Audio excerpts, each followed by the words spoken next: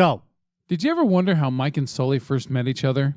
Neither did we, but Pixar needed to meet their one blockbuster a year quota, and so we got Monsters University. Now, just like Pixar, we are going to give you these 13 things about this Monsters, Inc. prequel, whether you want it or not. Now, if you choose to laugh or scream, it's entirely up to you. Number 13. As the students entered the School of Scaring building, they all touched the front paw of the statue in front of it. This is a reference to a tradition at Harvard University where students touch the left foot of the statue of John Harvard for good luck. As a result, the foot of the statue of Harvard is shiny and polished down. The animators included that onto the statue in the movie as well. Number 12. John Ratzenberger makes his traditional Pixar film appearance, reprising his role as Yeti, a.k.a. the Abominable Snowman, from Monsters, Inc. Yeti's job in the Monsters, Inc. mailroom is a nod to John's famous role as postman Cliff Clavin in Cheers. Yeti warns Mike and Sulley that tampering with the mail is punishable by exile to the human world, comically foreshadowing his exile in Monsters, Inc. Number 11. Despite being offered the role of Dean Hardscrabble outright, Helen Mirren requested that she audition for the role anyway to ensure that the film's makers were satisfied with her performance. Number 10. The Monsters University campus is based largely on the University of California at Berkeley campus, which is very close to Pixar's headquarters in Emeryville, California. The Monsters University Gate is based on UC Berkeley's famous Sather Gate, and the clock tower in the film is based on Berkeley's Campanile Tower. Number 9. The School of Scaring building is a visual homage to the famous H.P. Lovecraft monster, Cthulhu. The green central dome is designed in the shape of a head, with skylights placed strategically as eyes, and the columns flanking the main entrance, which itself is lined with teeth, bear a strong resemblance to Cthulhu's mouth tentacles.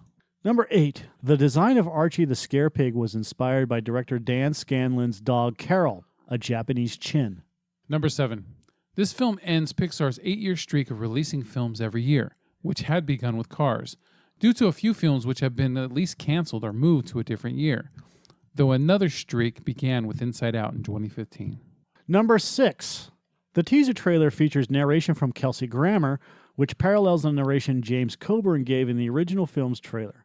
Grammer would have replaced Coburn as the voice of Henry J. Waternoose III following his death in 2002, but the character was cut. Number 5. An early version of the story had Mike and Sulley stuck in the human world much earlier in the film, but this was scrapped to focus more on the monster world, so the human world was used for the climax, raising the stakes and allowing Mike and Sulley to solidify their friendship. Number 4. In Monsters, Inc., Mike tells Sulley, "You've been jealous of my good looks since the 4th grade, pal." However, according to this movie, they did not meet or become friends until they went to college together. The producers have stated that Mike was merely using an expression. Number 3. When waking up after sleeping on Sulley's hand, Mike is heard saying, "I know you're a princess, and I'm just a stable boy." The line refers to one of Billy Crystal's previous screen credits as Miracle Max in The Princess Bride, a story focusing on the love between a princess and a stable boy. Number 2. When Sulley enters Mike and Randall's room with Fear Tech's pig, a motivational poster can be seen above Randall's bed that reads, "Winds of change. Shh. Can you hear them?" Randall says the same line to Mike in the locker room during Monsters, Inc. Number 1. Mike's parents were originally planned to be included in the story. They would drop Mike off for his first day at Monsters University. Director Dan Scanlon decided to drop them from the finished film to make Mike seem just that much more vulnerable. And that is the 13 things that you probably didn't know about Monsters University. Thank you for listening. Here's an extra one.